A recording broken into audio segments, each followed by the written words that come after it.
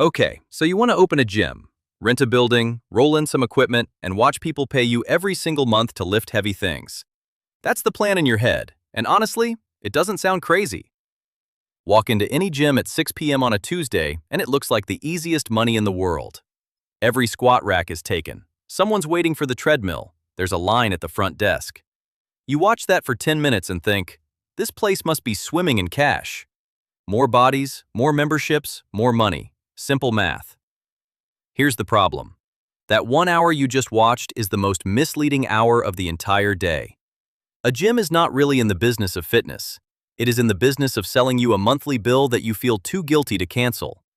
And once you understand that, every number in this industry starts to make a lot more sense. Let's start with what it actually costs to get the doors open, because there isn't one kind of gym.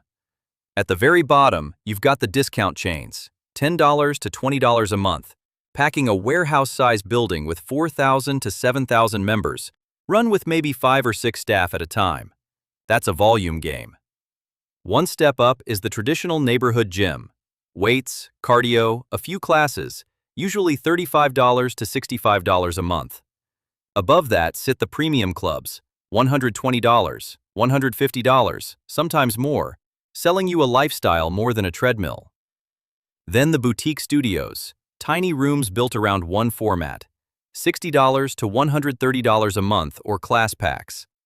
And at the very top of price, but bottom of size, the one-on-one training studio that doesn't even sell memberships, it sells your hour with a coach.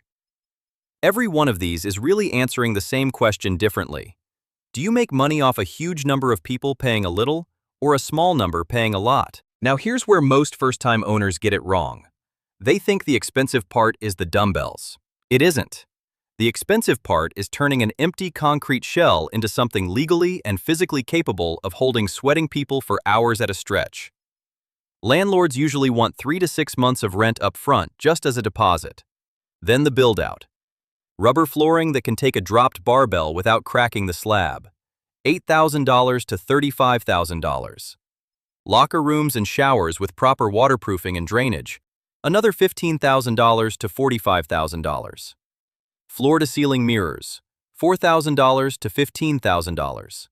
And the cost nobody budgets for right, air.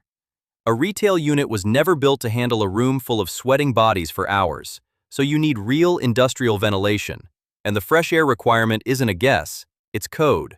Roughly 20 cubic feet a minute per person exercising. Run that on an 80-person peak hour and you need a full commercial HVAC upgrade, $15,000 to $60,000 before a single membership's been sold.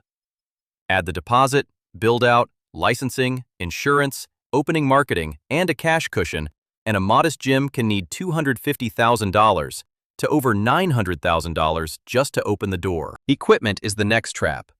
A commercial treadmill runs $2,500 to $7,000, and you need 8 to 10 minimum. Strength machines, $1,200 to $4,500 each, 15 to 20 of them. All in, equipment alone can hit $50,000 to $220,000. And then there's the buy versus lease decision. Buying feels safe, but drains cash exactly when you need it most, and machines used 10 hours a day wear out fast. Leasing keeps cash free, but interest runs 7 to 9% a year, so you end up paying well more than the gear was worth. And the lease doesn't care if your gym is dying. The payments follow you out the door either way. Either choice locks in a large fixed cost that has to be paid whether 10 people walked in that day or 200. Location is the mistake that quietly kills more gyms than bad equipment. It's not about a busy street. Roughly 75 to 80% of a gym's membership comes from within a 10 to 15-minute drive. That's the entire market, and the income level inside that radius has to match your pricing. A $150 club dropped into a budget neighborhood won't survive, no matter how nice the mirrors are.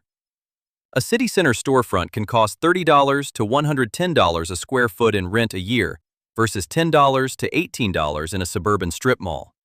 Get that wrong, and you've committed to rent your own neighborhood can't actually support. Now the part that explains everything else, the membership itself. Picture 2 people signing up the same day. One shows up 4 times a week all year. The other shows up twice in January, feels good, and never comes back, while the card keeps getting charged. Which one is more valuable to the owner?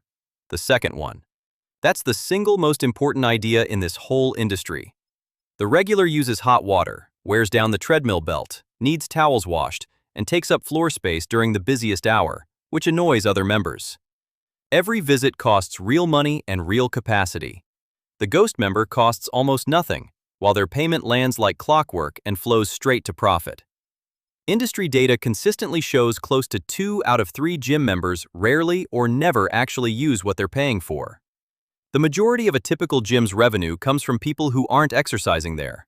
And this isn't an accident, it's the model. A gym with 6,000 members could never fit even a fifth of them on the floor at once. Fire code wouldn't allow it.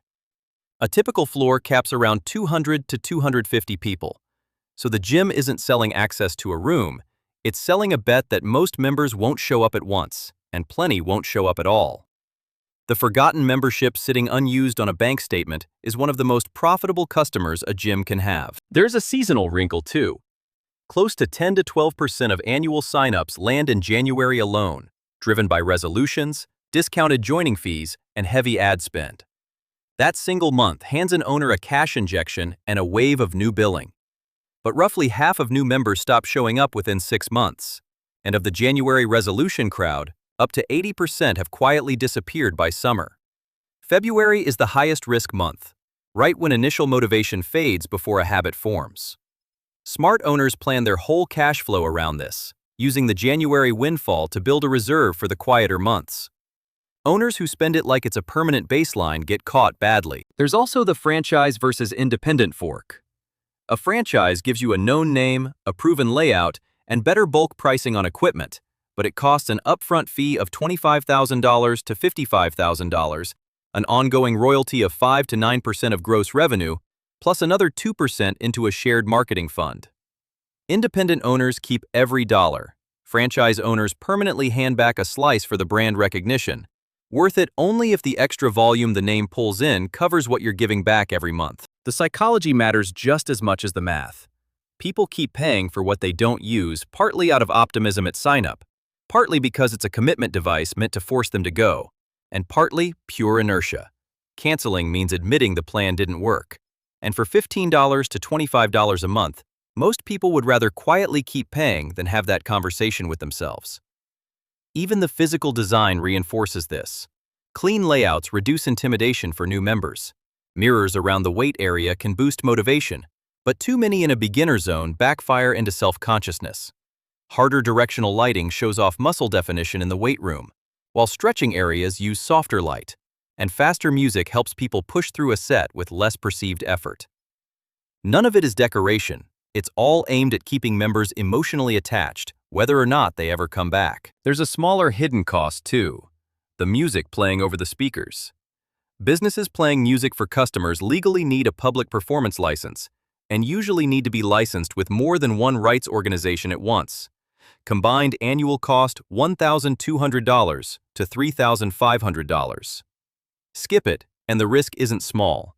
Infringement damages can run into the tens of thousands per song if a court finds it willful. Almost none of the real costs in this business are the ones printed on an equipment catalog. They're buried in a licensing clause or a maintenance contract nobody reads until something breaks. And things do break. Ongoing repairs typically run $800 to $2,500 a month. Utilities for constant ventilation, lighting, and hot water, another $1,200 to $5,500 a month. None of it looks dramatic alone, but stacked together it quietly eats the margin. Some of the biggest fitness chains this country has ever seen still ended up filing for bankruptcy, not because people stopped wanting to work out, but because the financial structure underneath gave way. Aggressive long-term contracts, heavy debt, and legal pressure all piling on at once. A gym with a full parking lot every evening can still be one bad debt decision from insolvency. The crowd on the floor tells you nothing about whether the structure underneath can hold. So how does a gym actually make money? Monthly dues times members minus fixed costs. At $25,000 in fixed monthly costs and $75 average dues, you need roughly 335 members to break even. Below that, you lose money every month. Above it, extra members are almost pure profit since an inactive member costs nearly nothing. But new gyms rarely hit break-even on day one. It can take 12 to 18 months, and every month burns the cash cushion. Annual churn typically runs 30 to 40%, so a 500-member gym losing 4 to 5% a month has to bring in close to 250 to 300 new members a year just to stand still. That's not growth, that's running in place. So how does a gym actually make money? Monthly dues times members minus fixed costs. At $25,000 in fixed monthly costs and $75 average dues, you need roughly 335 members to break even. Below that, you lose money every month.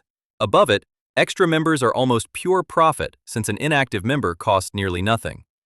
But new gyms rarely hit break-even on day one. It can take 12 to 18 months, and every month burns the cash cushion.